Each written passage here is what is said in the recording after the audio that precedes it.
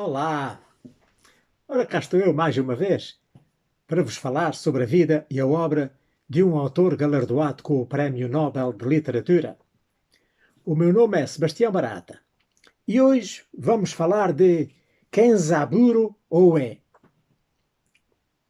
O Kenzaburo Oe, nascido em 1935 no Japão, é um escritor japonês e uma figura importante da literatura japonesa contemporânea que foi laureado com o Prémio Nobel de Literatura de 1994.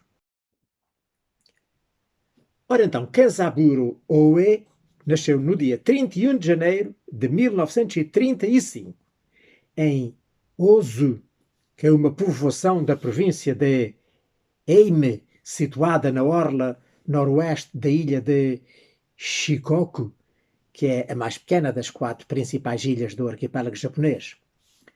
Era o terceiro de um mais velho, de um lote de 7 irmãos, e aprendeu a recitar lendas locais e a pintar com a avó, que era uma cronista oral de grande reputação lá no Lugarejo, que morreu em 1944, no mesmo ano em que também o seu pai morreu na guerra, a Segunda Guerra Mundial, lá na Guerra do Pacífico.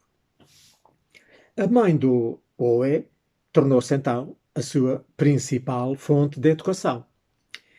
E ela, como ele gostava de ler, comprava livros adequados à sua idade, como por exemplo As Aventuras do Huckleberry Finn, né, do Mark Twain, ou então o outro, A Maravilhosa Viagem de Nils Holgersson através da Suécia, que é da Selma Lagerlöf, que é também uma autora galardoada com o Prémio Nobel em 1909.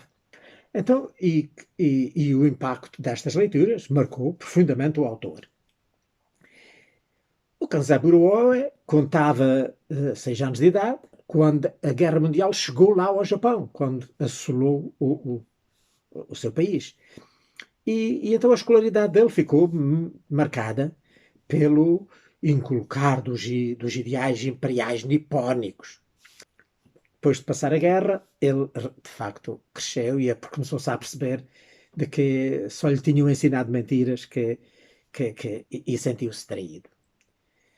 E este sentimento de traição ficou e vai estar presente em toda a sua obra.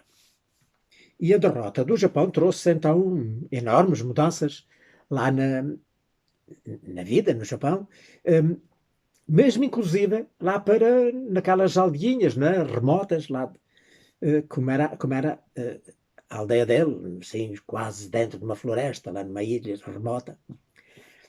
Então, como o país ficou então depois da guerra sob a administração das forças internacionais, especialmente das forças americanas, começaram a ser ensinados na escola os princípios democráticos às crianças, substituindo então aqueles princípios do autoritarismo, do absolutismo, do imperador. Em 1945, depois de acabar a guerra, o Kenzaburo Oe acabou a escolaridade primária e foi para a secundária e foi para a escola para Matsuyama, que era a cidade capital lá da província, e, e desde logo começou a dar nas vistas, começou-se a revelar uma criança muito inteligente. E então começou como já disse, a estudar aqueles ideais da democracia. E então, quando logo completou os 18 anos e acabou o ensino secundário, ele decidiu ir para Tóquio. Foi, inclusive, o primeiro membro da sua família a sair de lá da ilha no ano seguinte. Portanto, isto foi em 1953, quando ele fez 18 anos, e no ano de 1954 ele conseguiu então entrar na faculdade, entrou para frequentar o curso de literatura francesa lá na Universidade de Tóquio e que depois veio a completar no ano de 1959. Um dos seus professores, que era o professor Kazuo Watanabe, passou-lhe a paixão pela escrita do Rabelais, do François Rabelais, não é? Ele estudava literatura francesa, como já disse, porque esse professor era um grande especialista do Rabelais, um grande admirador do Rabelais. Começou a escrever, começou por escrever contos, e, e então ainda, no ano de 1957, enquanto ainda era estudante, ele publicou o seu primeiro livro de contos, que se chamaria, em português, se estivesse traduzido, A Captura. E no ano seguinte, portanto, ou seja, em 1958, publicou o seu primeiro romance, que o nome lá em japonês é muito estranho, mas que em português se chamaria Arranquem as sementes, fuzilem as crianças. Romance esse que ganhou o seu primeiro prémio literário com esse romance. Tanto os romances, os contos, os ensaios do Owe foram fortemente influenciados portanto, pela literatura francesa, mas também pela literatura americana. E tratam, portanto, de questões políticas, de questões sociais, questões filosóficas, inclusivamente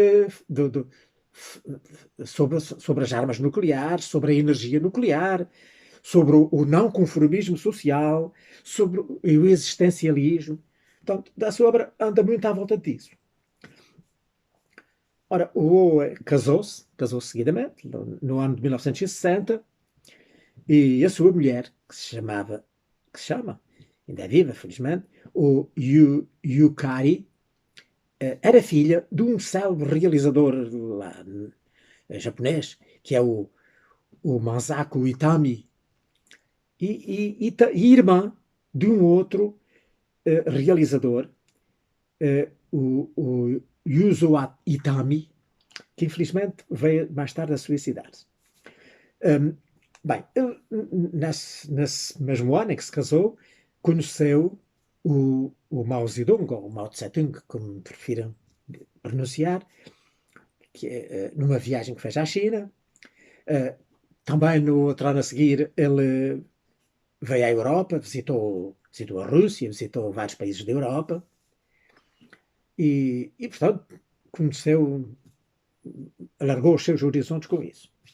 Ora, o Owe tem 3 filhos, um dos quais deficiente, de que falaremos mais à frente. E, portanto, ele continuou a escrever, né? E em 1961 ele escreveu 2 novelas que foram publicados numa revista literária japonesa. Um deles com o nome, que em português seria o 17, e o outro, A Morte de um Jovem Político. Ora bem, estes romances estas novelas, mais propriamente, inspiravam-se num jovem que, com 17 anos, por isso está o nome 17, assassinou o presidente do Partido Socialista Japonês no ano anterior, de 1960, que se chamava ele, o rapaz, o Yamaguchi Otoya, e que depois foi preso, né? E 3 semanas depois de estar preso, suicidou-se lá na prisão. Só que o Yamaguchi estava muito ligado, portanto, à extrema-direita, tinha grandes amigos na extrema-direita, e que ficaram nada agradados com a maneira como ele tratou o tema, e sobretudo no livro A Morte de um Jovem Político. E então o Owe, não só, mas também toda a direção da revista onde os contos foram publicados, começaram a receber ameaças de morte. Os da direção da revista ficaram muito aflitos, a revista fez um comunicado a pedir desculpa, enfim, de ter ofendido os seus leitores e tal, mas o Owe nunca pediu desculpa até hoje. O que é certo é que esse livro, essa história, não é? Que tinha sido publicada lá na revista, nunca mais voltou a ser impressa, nem de forma alguma, nem nunca foi traduzida e foi completamente esquecida. Durante algum tempo, ele foi-se aculturando. Como já disse, tanto que o Japão estava ocupado pelos americanos, começou-se a implantar as doutrinas, portanto, propagadas pelos ocidentais, nomeadamente os americanos, da democracia, da liberdade, dessas coisas. Em 1963, nasceu o seu primeiro filho, que como eu já ali dei um bocadinho a entender, era uma criança deficiente. E isso jogou muito com ele e levou a escrever este romance, publicado então em 1964, que está traduzido para português, até inclusivamente em duas edições com dois nomes diferentes. Que é o seguinte, que tenho aqui as duas. Uma é esta mais antiga, que se chama, não sei se conseguem ver, Numa Questão Pessoal. E a outra, que saiu agora recentemente pelos livros do Brasil, e que se chama Não Matem o Bebé. Então é uma história que lida de facto com uma tragédia, não é? Portanto, através de personagens fictícias, mas que na prática é a história bastante da vida dele próprio, em que é um bebé que nasce com uma má formação no crânio, congénita, e que ficou com uma doença mental para o resto da vida. Portanto, este tema impressionou bastante e irá ser um tema recorrente na sua obra e que vai aparecer em diversos outros livros do autor, como certamente vou-vos falar mais à frente. Então, através do meio catalítico do humanismo, ele juntou o seu próprio destino de ter que aceitar, enfim, uma criança deficiente lá na família, com a postura que se deve ter sobre esse tema na sociedade contemporânea. Digamos, ele extravasou nestas obras esta sua obrigação que ele interiorizou de uma forma realista, humanista, aceitar o filho deficiente. Depois, refletindo a revolta de muitos japoneses sobre as consequências dos bombardeamentos atómicos de Hiroshima e Nagasaki no final da Segunda Guerra Mundial, como sabem, sobre a carga genética lá do seu povo, apareceu no ano de 1965 um livro com o nome que seria em português Notas de Hiroshima, que é um ensaio, um longo ensaio, em que ele descreve as realidades e pensamentos sobre as vítimas da bomba atómica. Prosseguindo a sua investigação sobre os efeitos do convívio forçado entre os povos, o Owe aprofundou o seu interesse por um outro caso, também resultante da guerra, que era o caso de Okinawa.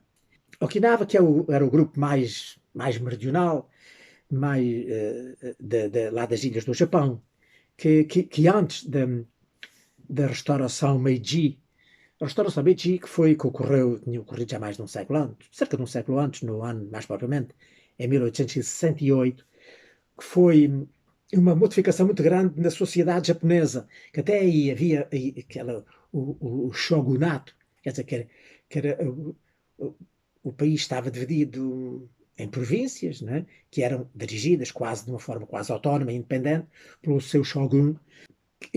O shogunato foi, de certo modo, bastante suspenso, né, digamos assim, submetido à autoridade suprema do imperador. Portanto, a família imperial japonesa, não é, adquiriu uma grande força, um grande poder nessa altura. Portanto, Okinawa, essas ilhas lá do arquipélago do Okinawa eram bastante independentes e conseguiram, mesmo depois desta restauração, manter bastante a sua cultura, a sua própria cultura, conseguiram ir preservando até certo ponto a sua cultura.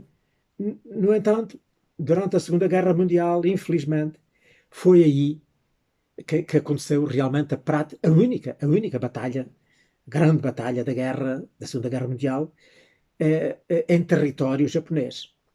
Mas o pior ainda não foi isso. É que depois da guerra, portanto, durante muitos anos, ficaram ocupadas pelos americanos, funcionou lá uma base aérea americana, e isso foi um grande drama para a cultura de Okinawa, como já sabem, não é? Portanto, os americanos onde chegavam, implantavam as suas ideias, as suas doutrinas e as tradições populares, a cultura, as lendas regionais foram bastante prejudicadas sobre isso. E então o Kenzaburo Oe debruçou-se sobre esse tema e, e escreveu um livro bastante realista em que ele fala então dos mitos e da história de uma aldeia florestal, enfim, da sua ligação depois com as doutrinas contemporâneas, nomeadamente as ocidentais, levadas pelos americanos.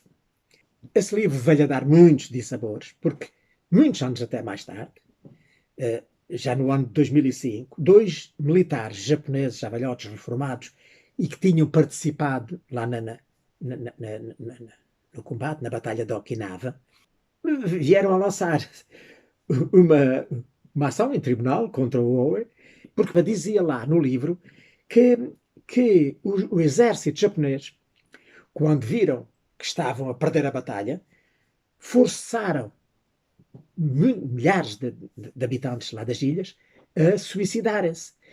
E, então estes militares, para tentar defender a sua honra, vieram ter uma ação em tribunal, mas felizmente para o Oe, o juiz que julgou o caso acabou por concluir e decidir que o exército teve de facto uma participação muito preponderante no grande suicídio coletivo que de facto ocorreu lá nas ilhas de Okinawa na altura. Ora bem, passando então também esta nova curiosidade sobre mais um livro dele, passamos à frente. E então dizemos que os livros do Okinawa andam, como já provavelmente estão a começar a concluir, à volta de dois núcleos fundamentais. Um é o caso do seu filho deficiente, como eu já disse, foi influenciar vários livros. O primeiro dos quais foi aquele que como já falei, do O Não Mate o Bebé, né, que tenho aqui. E outro, que seria em português, se tivessem traduzido Ensinem-nos a superar a nossa loucura, que é de 1969, que é um trabalho que foi publicado em 2 volumes e que retrata dolorosamente tanto os julgamentos carregados de sofrimento como os erros que ele próprio experimentou na vida enfim, ao criar o seu filho, não é? E também fala também nesse livro dos erros que ele praticou contra o seu próprio pai, que ele considerava um apoiante do imperador, do absolutismo imperial, ao qual o Oe era completamente, completamente avesso, e ele nesse livro faz uma certa penitencia-se por estes erros que ele praticou na vida. Depois, ainda um outro livro que fala também, que está também relacionado com esse caso do filho, é aquele que em português chamar-se-ia A Inundação Invade a Minha Alma, que foi editado em 1973, que retrata o caso de um pai que se relaciona com o seu filho bebé, que através das canções das aves selvagens ele vai começar a comunicar com a sua família. Depois, mais tarde, vai ligar-se a um grupo de jovens e ligar-se através desses jovens a um partido muito radical.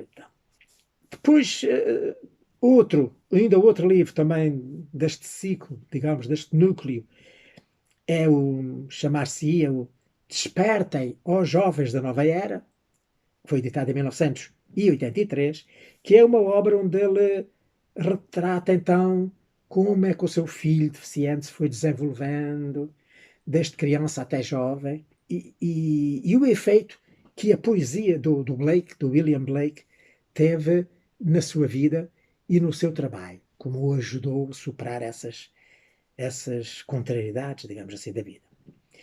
E para terminar, portanto, este ciclo sobre o filho, há um outro livro que está editado também cá em Portugal, que é este, que é Os Dias Tranquilos, que eu tenho aqui, e que ele foi editado em 1990 e que termina, portanto, este ciclo, como eu já disse. Neste livro é engraçado como é bastante, é talvez o primeiro e este último serão os mais autobiográficos de todos. A sua filha, a seguinte, não é? Portanto, o deficiente era o mais velho. E a filha numa certa altura, ficou lá em Tóquio a tomar conta do irmão durante umas semanas, numa altura em que os pais se deslocaram aos Estados Unidos, né? Ele já na altura era um escritor muito famoso, não é? E ela ficou lá a tomar conta do seu irmão. Os pais ficaram muito preocupados e tal, mas o que é certo é que ela desenrascou-se muito bem, foram dias muito tranquilos, como diz o título, e, e tudo correu bem. Personagens fictícias, na verdade, mas que são na prática, praticamente, a vida real da sua família. O outro núcleo que é o que é constituído por histórias em que o Owe relata personagens que ele então coloca nos mitos e nas histórias à volta da sua aldeia natal, né? Das tradições ancestrais dos povos campesinos, onde ele nasceu e foi criado até à maioridade. E depois, na estreita interação dessas antigas histórias com o aculturamento dos novos princípios trazidos, né, enfim, pelas circunstâncias. Portanto, a sua adaptação, digamos assim, à cultura atual. Portanto, este núcleo, tal como o outro, não é, desenvolveu-se em paralelo e atravessou, portanto, toda a literatura do autor. Começou com um livro que em português se chamaria Arranquem as sementes, fuzilem as crianças, e continuou depois com o seguinte, chamar-se-ia também em português com O Grito Silencioso, mas eu saiba também não está traduzido em Portugal. Depois um outro é o,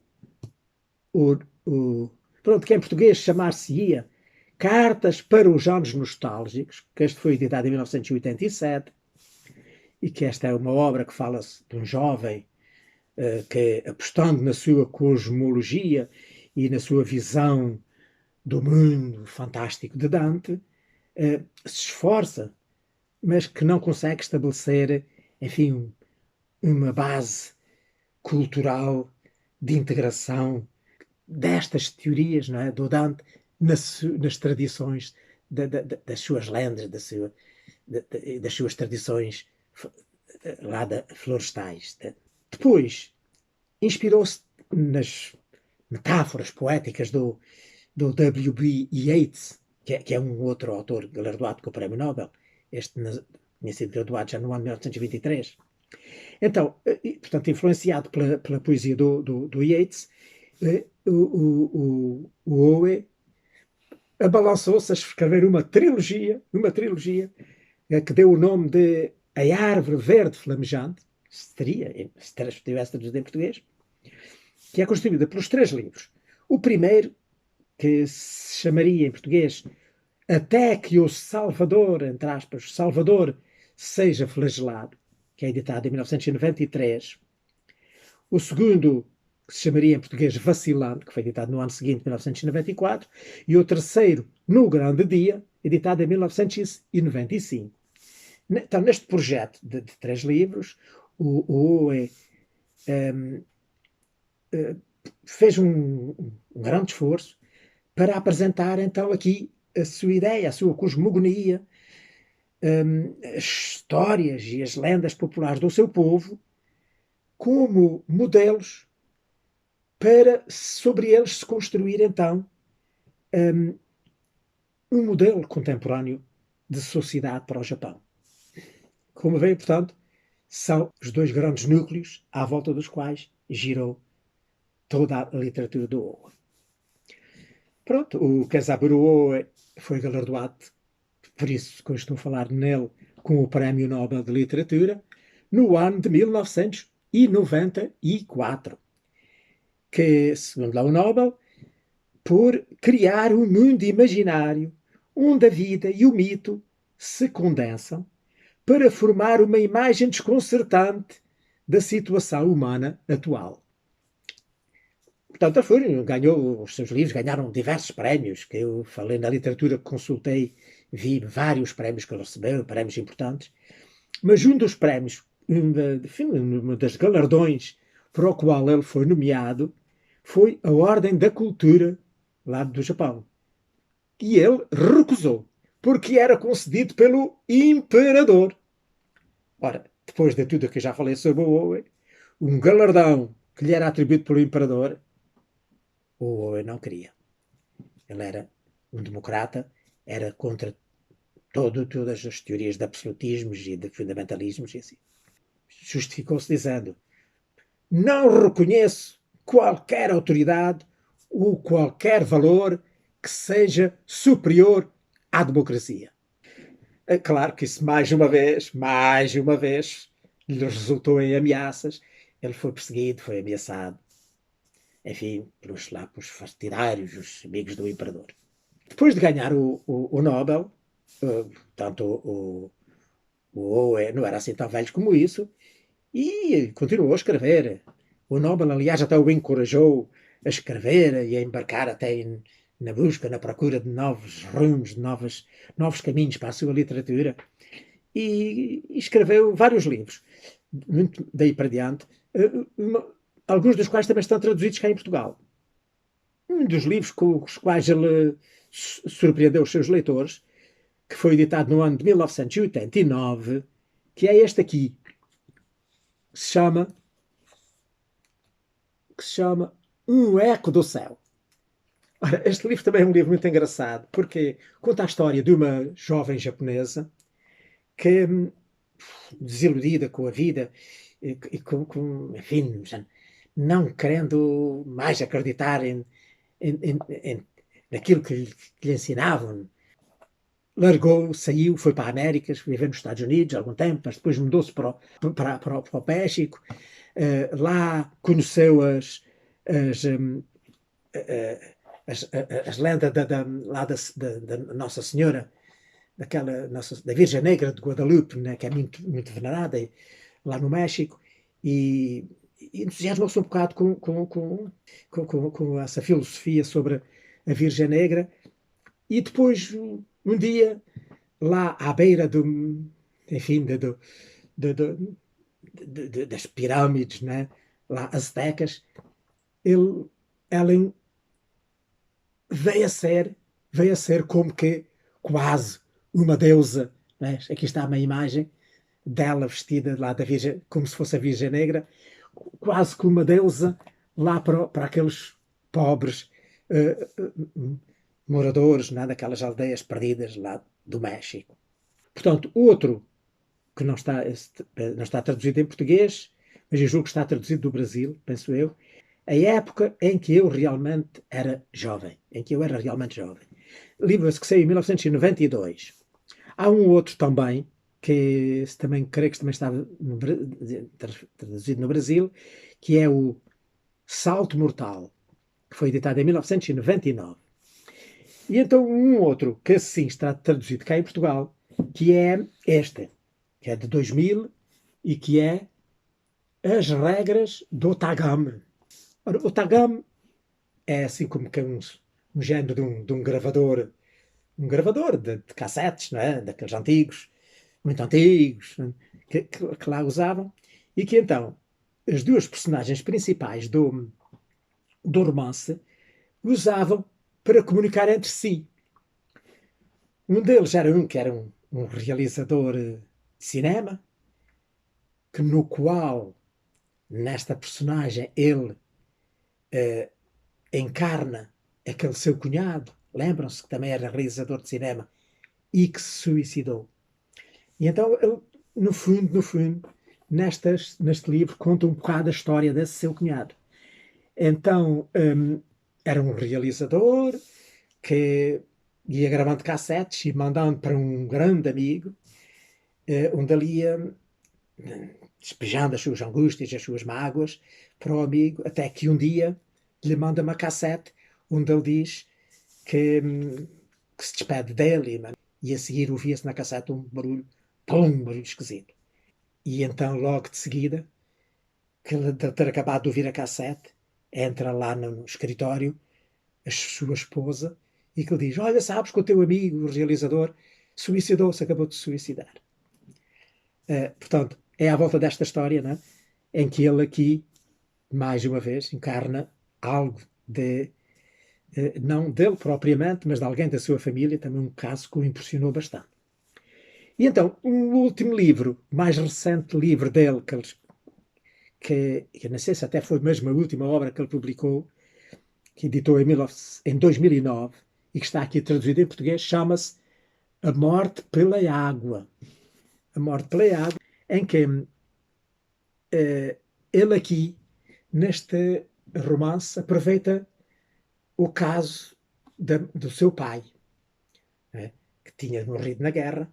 Aqui não é o caso de um que morreu na guerra, mas sim de um que morreu na sequência de uma grande tempestade, que houve grandes inundações e não sei o que, ele morreu afogado nas águas do rio, levado pronto, pelos rios, o rio extravasou, não é?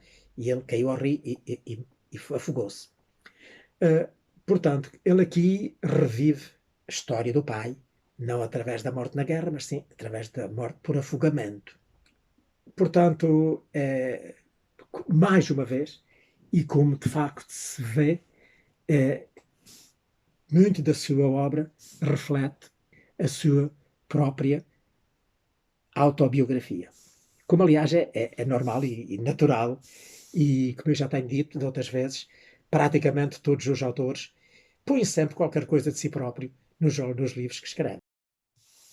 Ora, pronto, já disse muito sobre o Owe, espero que tenham gostado. Fiquem com vontade de ir a ler os livros dele, sobretudo estes mais recentes, que foram editados há menos anos e que estão ainda aí à venda nas livrarias. Se Deus quiser, brevemente cá estarei com um novo vídeo sobre um novo autor, um outro autor galardoado com o Prémio Nobel. Passem muito bem.